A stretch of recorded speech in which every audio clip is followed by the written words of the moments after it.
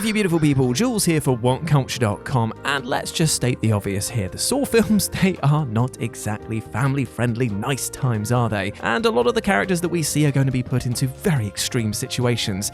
Well, some of them, they make terrible decisions that make their scenarios even worse. So let's take a look at some silly decisions that ended up getting characters sliced in half. As I'm Jules, this is WhatCulture.com, and these are 10 stupid decisions made by Saw characters. Number 10. John rescues Logan Jigsaw. 2017's Jigsaw is perhaps the most divisive entry in the Saw franchise. And why is that, I hear you ask? Well, to put it simply, Jigsaw acts as a large and very convenient retcon and presents John Kramer in a very different way, which feels totally out of character.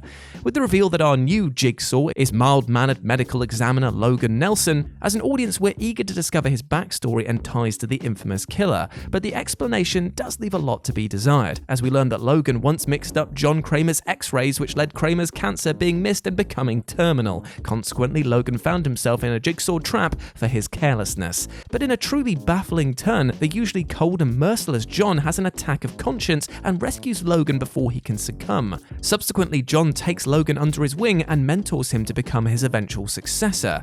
If there's one thing that John Kramer can do, it's hold a grudge. So to say that his decision is out of character is a bit of an understatement. Why would he suddenly forgive an honest mistake that ended his own life? It all seems very convenient and somewhat clumsy, and one can't help but think it may have been for the best if Logan was left in the trap. Number 9. Hoffman frames Jigsaw, Saw 5. Hey, so here's some useful advice. Don't frame a legendary serial killer for your own crime. 2007 Saw 4 ended with the fabulous revelation that Detective Mark Hoffman is in fact the mastermind behind his own trap and will be taking John Kramer's place as Jigsaw. Unfortunately, 2008 Saw 5 expands on this development just a little bit too much. The beginning of the film shows us a gruesome pendulum trap orchestrated by Jigsaw cutting a man in half. Later we learn that the victim was responsible for the death of Detective Hoffman's sister. Further backstory reveals that Hoffman orchestrated the trap to avenge his sister's death, framing it as another Jigsaw murder. In hindsight, this might have not been the best decision for a police officer. Sensing an ingenious way to outsmart the cops, John Kramer seeks out Hoffman, threatening to expose his crime unless he can help him in his murderous endeavors. So we learn that Hoffman was a man torn by grief who chose a rather unwise way to cover his tracks. Not the strongest decision, as now he's bound to commit more crimes against his will or face punishment. One can't help but think that his life would have been much simpler had he chosen not to frame an infamous and active serial killer. Number 8. Not working together, Saw 5. 2008 Saw 5 became one of the most derided entries by both critics and audience members, and the consensus was that the series was becoming repetitive and the trademark twist revelations were noticeably weaker. Given that Saw 5 already had an uphill battle, it didn't help the movie when all of the characters were, rather stupid. Saw 5's big reveal is that all 5 players are connected to a fire that happened years before. Some have lost loved ones, some are considered responsible. The twist lets us know that every game played was survivable with 5 participants. No one actually had to die, as all the opposing characters had to do was work together. This reason for their failure was found to be groan-inducing by many. Critics pointed out that the point of Jigsaw's games are legendary. In the past, victims had survived thanks to their wits and remaining calm. So why didn't this group of protagonists just take a moment to compose themselves once realizing their situation? It seems like quite an obvious step, and had been demonstrated in previous movies, yet here characters opt to scream, yell, and curse until there's no time left. It definitely feels like a step backward for character development. Number 7. No exit, Jigsaw. This questionable decision comes courtesy of Ryan, one of the 3 surviving characters ready to take on Jigsaw's next test. Something that has become quite evident throughout the Saw franchise is that Jigsaw is actually quite the helpful antagonist. Although wits are required to escape his games alive, the considerate maniac leaves a series of hints around the scene. God, isn't he a nice guy? Unfortunately, it's a frustrating and rather convenient trail that many characters in the series share when they choose to ignore the handy hints scattered here and there. After becoming a little overwhelmed by the situation, poor Ryan here chooses to disregard a door marked "No Exit" and decides to make a dive for freedom. But before you can say duh, his foot crashes through the floor and ensnares in razor-sharp wire. This sets off yet another game wherein Ryan must amputate his ankle in order to save his fellow captives from a rapidly filling grain silo. But one can't help roll their eyes at this perilous plot development, as it was so easily avoidable. If Ryan had only heeded his captor's warning, the deadly game would have never actually triggered, which leaves us wondering what would have happened had this character actually been smart. Would he have lived to fight another day? Number 6. Perez and Billy, Saw 4. The trait of Saw characters making ridiculous choices for the plot's sake takes center stage once again in this head-scratchingly inept scene from 2007's Saw 4. In a suitably creepy tableau, FBI agents Strahm and Perez enter a room laden with candles to find Billy the puppet seated and cackling madly. Attached to the creepy doll is one of Jigsaw's trademark cassette tapes labeled Play Me. As an audience, we're willing that these characters realize to know better. I mean, they're familiar with their suspect and his game, so why on earth would they play right into one?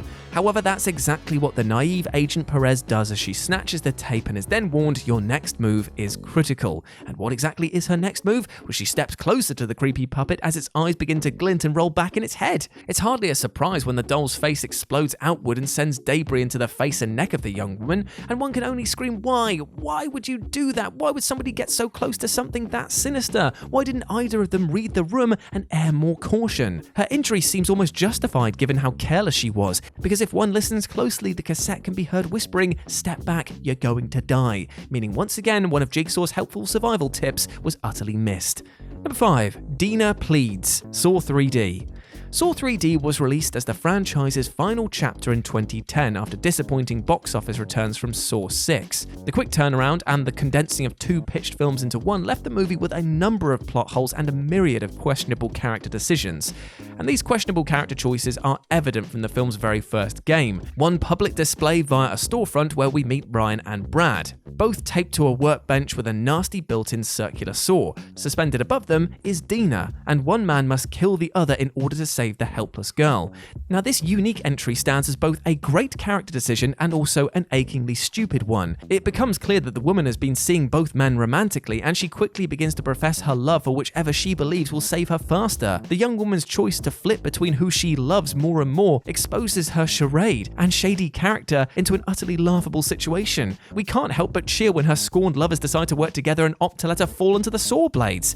It's a quick and incredibly just end to a terribly stupid and unlikable character. Number 4. Magnum Eyehole, Saw 2. This sequel was inevitable. Sensing a sure thing, the budget was upped, the traps were more perilous, and the victims multiplied. Saw 2 is almost flawlessly written and features a double whammy twist ending that will leave you speechless with shock. But I did say almost flawlessly written, as despite an incredibly strong script, Saw 2 features the first instances of characters making very dumb decisions. We follow a group of young strangers finding themselves trapped in a house. Jigsaw informs them that the rooms are filled with a deadly nerve gas and antidotes are placed throughout the building. They will survive if they can successfully obtain one. And remember Jigsaw's helpful hints? Well, Saw 2 sees the beginning of this with the very first game. Trapped members of the group peer through a peephole only to see a gun staring back. Attached to the key is a note saying, "Do not attempt to use this key on the door to this room." Which sounds pretty simple, right? As an audience, we're quite sure what will happen if this rule is disobeyed. And most of the group are too, but Gus and Xavier decide that they don't play by rules. And while Gus is keeping an eye on the peephole, Xavier turns the key, and then loses half of his head to a bullet, which we all saw coming a mile away. This beginning trait of hasty characters meeting very untimely ends is actually the start of a contentious issue that would raise itself throughout the series.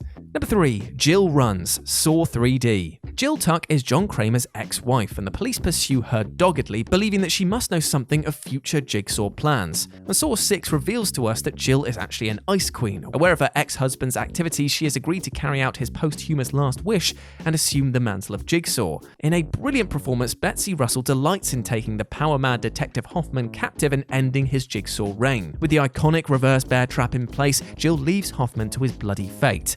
Although the least successful entry in the franchise, fans and critics agreed that Russell's turn as Jigsaw wrapped up the series pretty nicely and would have been a fitting end. Unfortunately, it wasn't. In a move that still irks fans to this day, Saw 3D sees Hoffman effortlessly escape Jill's trap. Jill then goes from a badass final boss to standard frightened horror movie victim. In an even stranger move, she chooses to seek out police protection, which seems to be a painfully obvious decision to sideline her for most of the film. When she is finally hunted down and trapped by Hoffman, we all see her character's strength and icy villainy explode into useless plumes of blood and guts. It's a crying shame that this character was robbed of her strength and reduced to a quivering victim.